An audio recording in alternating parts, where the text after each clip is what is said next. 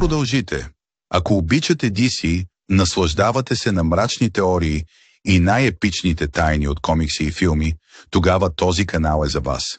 Оставете харесване за укрепване на канала. Абонирайте се и активирайте камбаната, за да не пропускате следващите видеа. Сега нека се потопим в втори.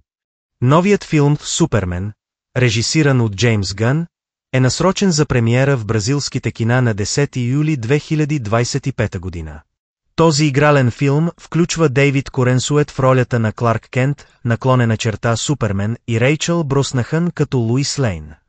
Сюжетът проследява пътуването на героя, който се опитва да балансира своето криптонско наследство с човешкия си живот в Семулвил, Канзас.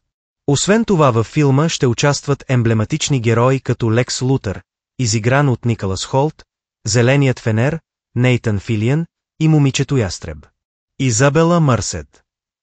Първият официален трейлър беше пуснат през декември 2024 година, увеличавайки очакванията на феновете за тази нова глава от вселената на DC.